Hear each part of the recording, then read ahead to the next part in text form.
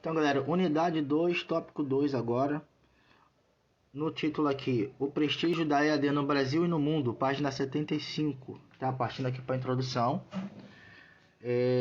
Nós aprendemos no tópico 1 sobre a evolução da educação à distância e a familiarização com sua forma de atuação. Beleza? Nesse tópico, o objetivo é compreender como a EAD encontra-se em termos de legislação, porque vai falar muito de legislação, né? E qual o seu prestígio atualmente no Brasil e no mundo. Pelo fato de a EAD ter como sua principal característica a distância física entre, né, professor e aluno, fez necessário uma legislação mais sólida e específica, né? Um dos grandes desafios, então, é entender adequadamente essa legislação.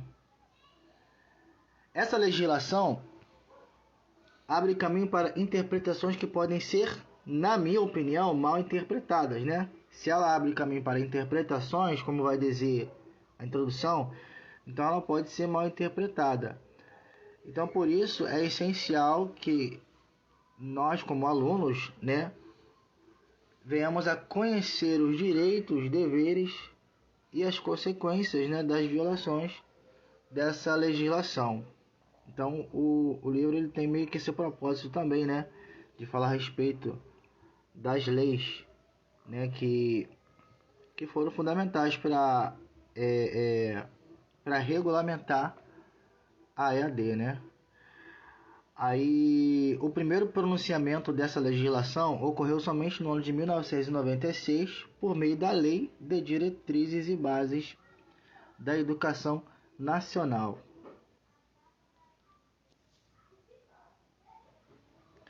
Então, galera, no subtópico 2, legislação específica da educação à distância, lá na página 76, a gente vai observar que conforme a modalidade EAD foi crescendo e se fortalecendo no Brasil, houve a necessidade de se criar um processo legislativo mais sólido, né? Priorizando as especificidades, com o objetivo de ajustar de forma mais consciente toda a expansão dessa modalidade de ensino. Então, percebendo essa necessidade de se criar um processo legislativo mais sólido, foi que em 20 de dezembro de 1996 houve a criação da Lei número 9.394, né, que estabelece as diretrizes e bases da educação nacional e do ensino à distância, certo? Porém, é importante ressaltar que o pontapé inicial para essa regulamentação foi a autorização da criação da Universidade Aberta no Brasil em 1990, pelo projeto de lei número 4.592. Então, são dois eventos importantes que a gente precisa guardar, tá? A criação da Universidade Aberta no Brasil em 1990, né, autorizada pelo presidente, através do projeto de lei número 4.592/90, tá? E logo, né, posteriormente, em 1996, tendo como base, né, essa criação, né, da Universidade Aberta, foi então estabelecida as diretrizes e bases da educação nacional, né, e do ensino à distância, pela criação da Lei número 9.394/96. Então, essa lei de 1996, que estabelece as diretrizes e bases da educação nacional e do ensino à distância, ela só foi regulamentada em 20 de dezembro de 2005 por meio do decreto número 5.622. Esse decreto permitiu que a EAD ocorresse em todos os níveis e modalidades educacionais. Então é outra coisa importante que a gente precisa, né, guardar aqui, é esse decreto de número 5.622, tá? Aí continuando aqui, no ano de 2006, passa então a vigorar mais um decreto, que agora é o decreto de número 5.773, de 9 de maio de 2006, que dispõe sobre o exercício das funções de regulamentação, supervisão e avaliação de instituições de educação superior, de graduação e ensino sequencial, contribuindo aí, né, ainda mais para a regulamentação, né, organização desses sistemas de ensino, né, à distância. Então, mais uma vez aqui para finalizar, eu reforço, né, a nossa atenção para esses eventos, né, que se referem à criação de leis, né, a lei de 1990, com a autorização da criação da Universidade Aberta, a lei de 1996, né, aonde foi estabelecida ali as diretrizes e bases da educação nacional e do ensino à distância, entendeu? O decreto, né, o primeiro decreto que permitiu que a EAD ocorresse em todos os níveis e modalidades educacionais, foi o decreto número 5.622, e o decreto de 2006, que contribuiu aí para que a regulamentação da EAD fosse algo mais organizado, né? Então, fica aí essa dica aí. Então, galera, continuando aqui no subtópico 3, tá na unidade 2, que vai dizer Panorama do Ensino Superior na Educação à Distância, lá na página 78. Então, aqui a gente vai ver que o INEP, tá? Que quer dizer Instituto Nacional de Estudos e Pesquisas Educacionais Anísio Teixeira, é o órgão que realiza anualmente o Censo da Educação Superior, com o objetivo de oferecer à comunidade acadêmica, tá, e à sociedade em geral informações detalhadas sobre a situação e as grandes tendências do setor. Então, é por meio do INEP que o governo tem acesso a todas as informações das instituições de ensino, tá? E com isso ele vai gerar inúmeros gráficos e tabelas, né? O INEP ele gera inúmeros gráficos e tabelas, disponibilizando a todos, né, que se interessem os dados anuais da educação superior.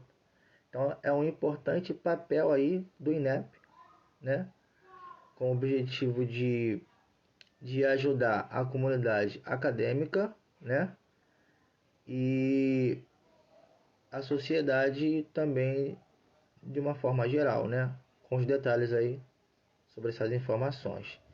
Então, na série de gráficos que vão ser apresentadas, né, a seguir, o principal objetivo é conhecer um pouco o perfil das instituições de ensino que recebem os alunos, tá? O perfil dos docentes ou professores, né, que estão transmitindo os conhecimentos adquiridos ao longo de anos de estudo, e o perfil dos alunos, né, ingressantes e concluintes nessas instituições, tá?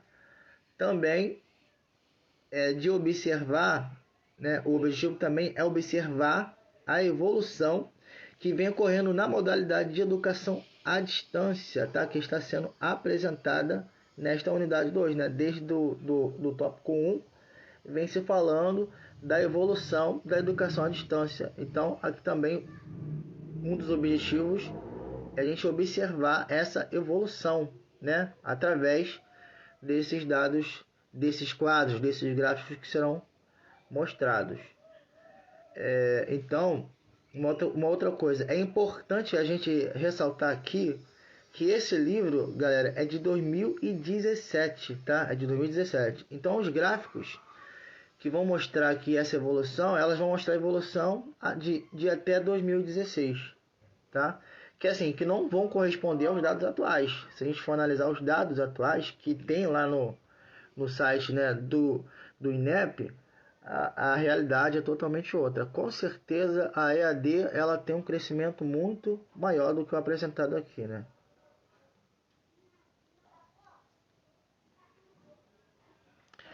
Então, galera, na figura 11, Rede de Educação Superior, na página 80, o objetivo é demonstrar como é composta a rede de educação superior brasileira, tá? E determinar o número de instituições, bem como se elas são instituições públicas ou privadas.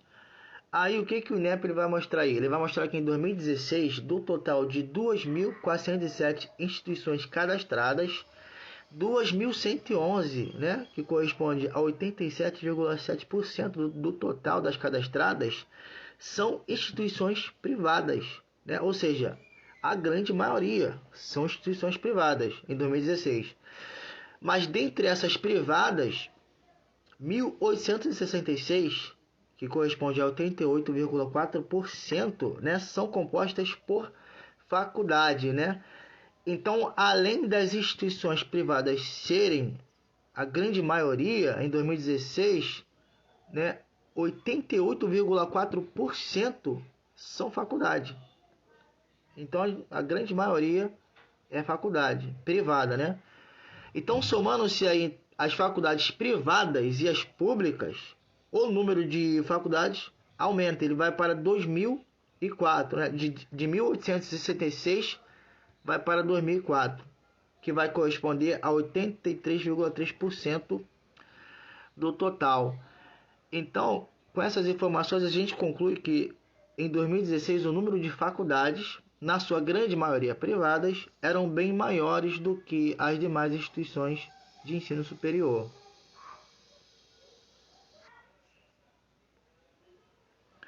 No quadro 5, página 81, o objetivo já é mostrar o número de instituições de educação superior em relação ao número de matrículas. Então a gente vai observar que, embora o número de faculdades existentes em 2016 seja muito maior do que as demais instituições de ensino superior, como a gente viu na figura acima, o número de pessoas que se matricularam em uma graduação foi maior nas universidades. Esperava-se, né, pelos dados, que ele fosse maior nas faculdades, que elas tinham um percentual bem maior de instituições, mas ele foi maior nas universidades. Aí, o que a gente observa? A gente observa, então, que em 2016, as faculdades, com um total de 2.004 instituições de ensino superior, ela teve 2.146.870 matrículas na graduação.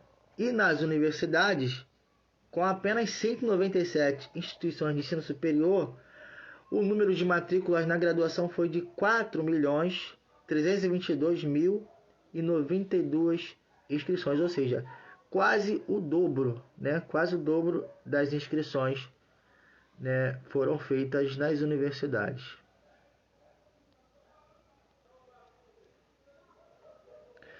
Então, galera, no gráfico 2, página 82, aqui o objetivo é mostrar o crescimento do número de matrículas na educação superior desde 2006 até 2016. E aqui, segundo o INEP, a gente vai observar que houve um crescimento progressivo, tanto na rede pública quanto na privada, de aproximadamente 62,84%.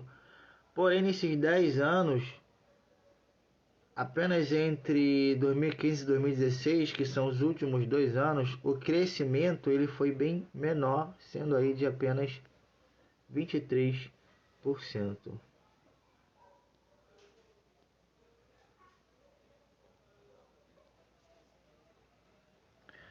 No gráfico 3, página 82, o objetivo é mostrar a diferença do crescimento no número de matrículas entre as redes públicas e privadas.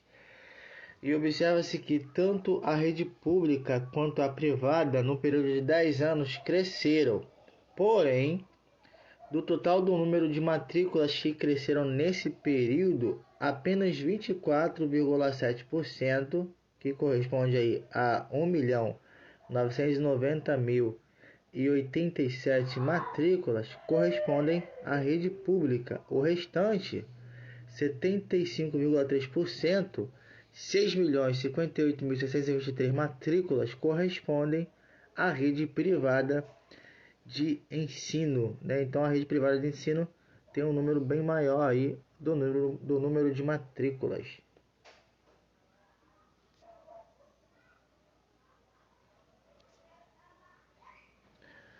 Então, aqui no gráfico 4, na página 83, a gente vai observar que o objetivo é mostrar a diferença entre o número de matrículas por modalidade de ensino. E a gente vai observar que de 2006 a 2016, ambas as modalidades de ensino cresceram, certo? Tanto a presencial quanto a EAD, sendo que 81,4% desse crescimento se deu na modalidade presencial, cresceu bastante, e 18,6% na modalidade EAD.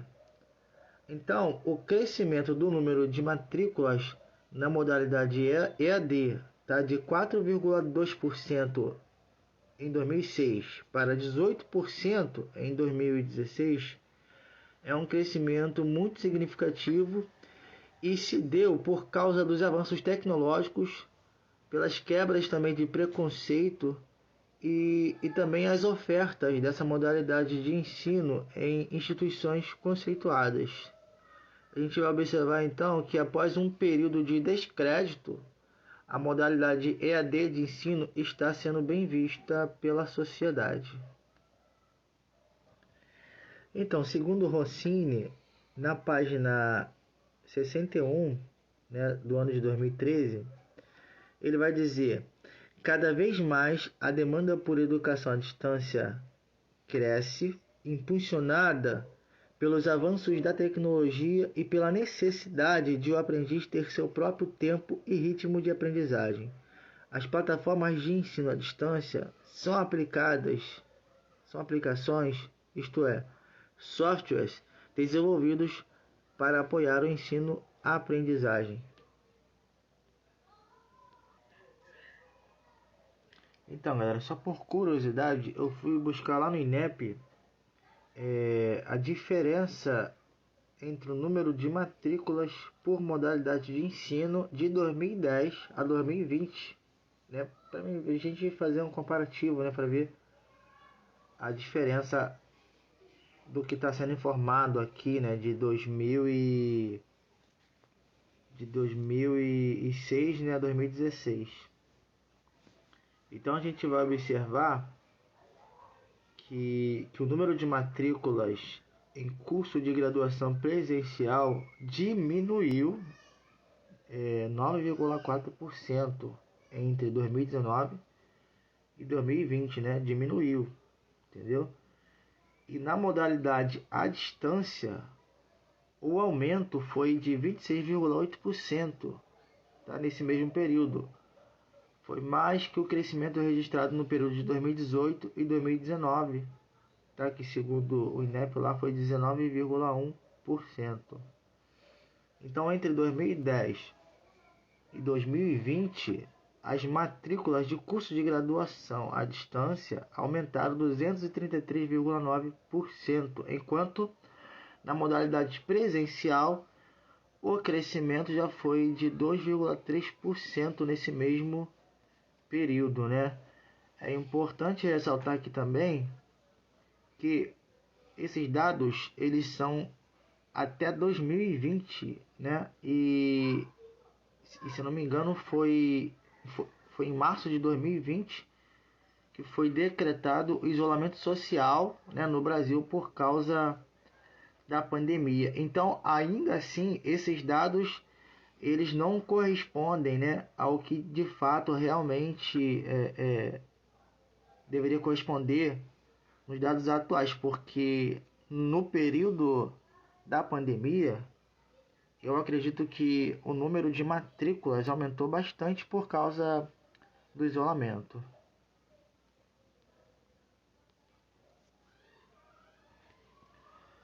Então, galera, aqui no quadro 6, página 84, o objetivo agora é falar sobre o número de matrículas e perfil dos educadores. Aqui é utilizado o mesmo quadro do exercício da autoatividade lá na página 96. E esse quadro ele vai informar que a maioria dos docentes vinculados à rede pública e privada em 2016 são do sexo masculino. A média de idade na rede pública é de 34 anos e na privada a média de idade é de 36 anos.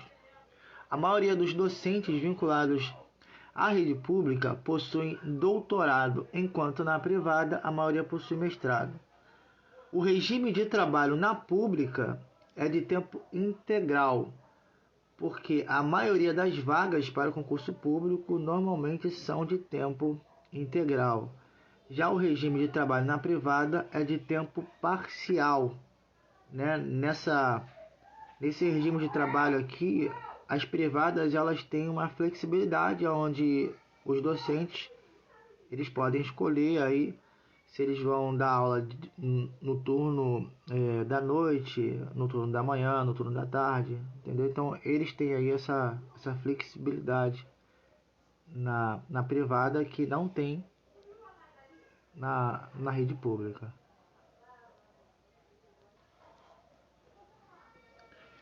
Aqui no gráfico 7, contratação de docentes, página 87. Esse gráfico também está no exercício de autoatividade. E aqui a gente vai observar que é no ensino presencial que predomina o maior número de contratações em doutorado. Na modalidade à distância, o que predomina são as contratações em mestrado.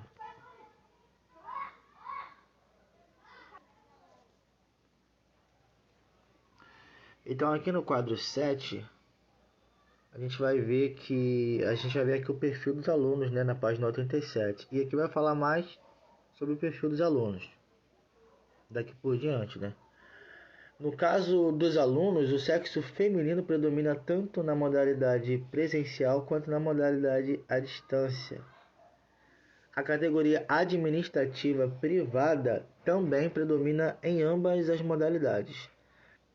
Já o grau acadêmico bacharelado, ele predomina mais na modalidade presencial e na modalidade à distância, o que predomina é a licenciatura. Na presencial, o turno noturno é o que mais predomina. A média de idade de alunos que fazem matrícula na presencial é de 21 anos. Na modalidade à distância já é um pouco maior, é de 28 anos. A média de alunos que fazem matrícula e ingressam na presencial é de 18, né? E na modalidade à distância também é bem maior, costuma ser de 27 anos. A média de idade, né, de alunos que fazem matrícula, ingressam e concluem na modalidade presencial é de 23 anos e na modalidade à distância é bem maior, é de 34 anos. Então esses são os dados aí do perfil dos alunos.